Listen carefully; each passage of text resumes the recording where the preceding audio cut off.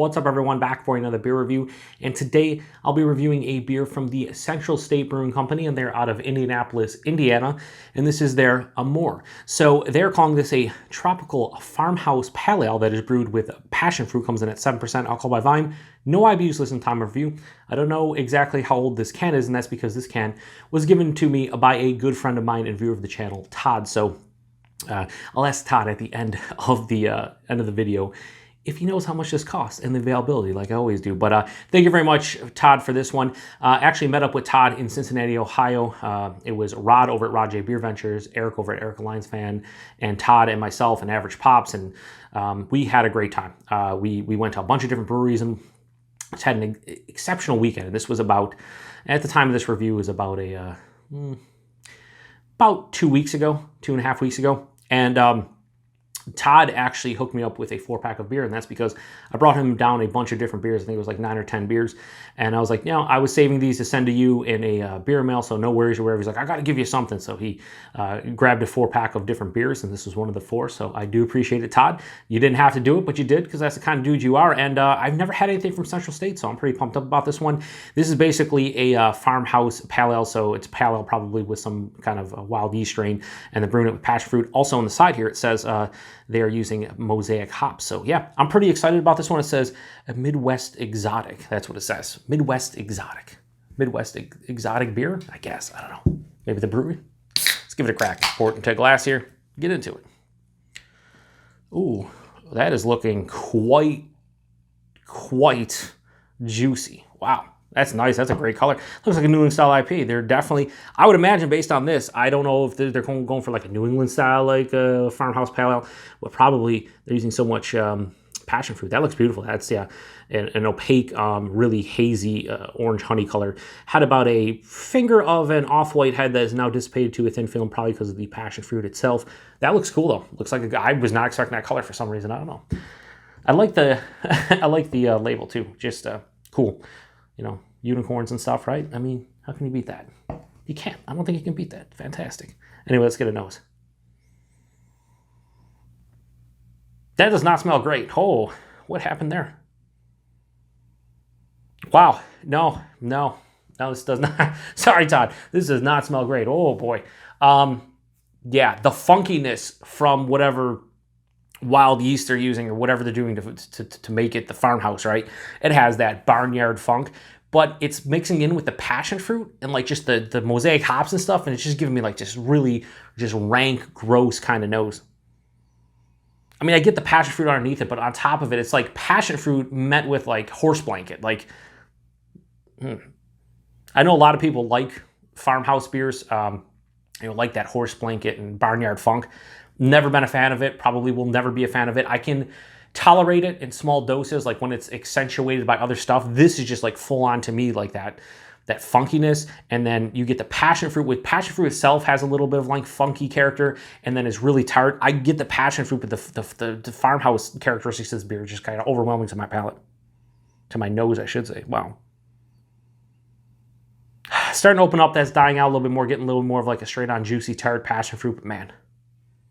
All right, I don't want to smell this anymore because it honestly does not. This is one of the worst smelling beers I have had this year. I hate to say it, but it does not smell good to my palate. I don't know. Let's get into it. Cheers, everybody, and thanks again, Todd. Maybe. I don't know. Maybe. Cheers.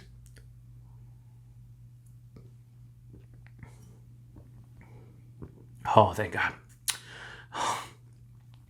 The taste is way better than the nose. Oh my God, that nose was gross. Shit was gross. As Chappelle would say, shit is gross. This, on the other hand, I can deal with the taste. Just maybe plug my nose when I go in for a sip.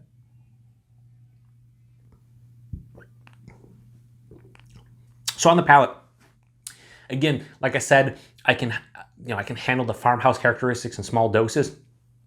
On the palate, that barnyard funk, that horse blanket, that funkiness is just like accentuating the beer, and it's kind of like nuanced and around the palate. I'm getting a ton of passion fruit. This is like straight up passion fruit juice, and I'm digging that. Like, it drinks like a passion fruit juice. Tons of tart, slightly sweet and slightly dank passion fruit character all the way through the palate.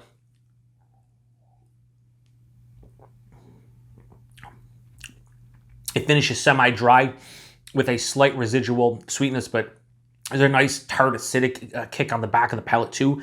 Body on this one at 7%.